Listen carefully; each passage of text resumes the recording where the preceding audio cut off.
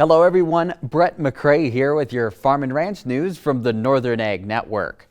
Our network's Sandy Schwab has returned from Washington, D.C. after participating in the National Association of Farm Broadcasting's Washington Watch. But before he left, he spoke with Senator Steve Daines on representing Montana's agricultural interests, such as delisting the grizzly bear. They're way over recovery targets. Let's celebrate the fact they recovered, delist them, return the management back to the people of Montana. The predation losses we're seeing right now from ranchers, whether it's involved in cow-calf operations or you're taking a look at from their sheep industry, it's where wolves once upon a time were until we delisted the wolf and allowed Montanans to manage it. In 2021, the greater Yellowstone ecosystem grizzly bear populations was estimated at more than 1,000 animals, at least triple the 136 to 300 bears when the species was listed in 1975. And the American Farm Bureau Federation is criticizing the Department of Labor for new regulations in the H2A guest worker program that are going to apply to farmers and ranchers. The latest 600-page rule puts 3,000 pages of new regulations in the H2A program in the last 18 months, applying to things like worker housing, transportation, labor organization activities, and safety. Farm Bureau calls the level of regulatory oversight unacceptable. And I'll be on the road later today, traveling to Bozeman and sharing my perspective from working in media with the Montana Farm Bureau's ACE Leadership Program. Thanks for tuning in here on the Northern Ag Network. We'll be back with more in an hour. I represent a lot of what ranchers' wives are, where they marry into the family.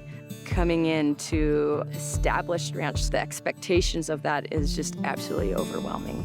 You know, there's always stress with all families, but when you're not dealing with the stress outwardly, it will definitely impact everyone inwardly. You may feel alone, but you're not alone. Hello everyone, I'm Brett McCrae, back with more Farm and Ranch news and your ag markets.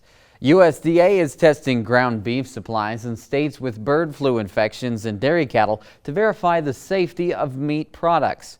The Department of Agriculture will analyze retail ground beef samples for particles of avian influenza because some dairy cows are processed into ground beef at the end of their lives. The North American Meat Institute says that dairy cows make up only 6.8% of total beef production in the U.S. Federal officials have continued to say that pasteurization kills the virus in milk and cooking beef to appropriate temperatures ensures safe consumption regardless. That news certainly spooked traders in the cattle market. There has not been significant volume for cash cattle trade to determine support from fundamentals yet this week.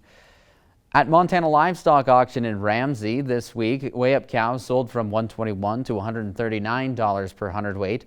And sheep and goats traded at Headwaters Livestock in Three Forks on Monday, where finished lambs sold from $125 to $175 per hundredweight. Wheat markets traded lower again Wednesday in sharp contrast with the energetic rally that we witnessed last week. Recent strength from the market has been attributed to dry weather conditions here in the southern plains and overseas in Russia and Ukraine. Analysts also point to technical indicators that wheat markets have become overbought.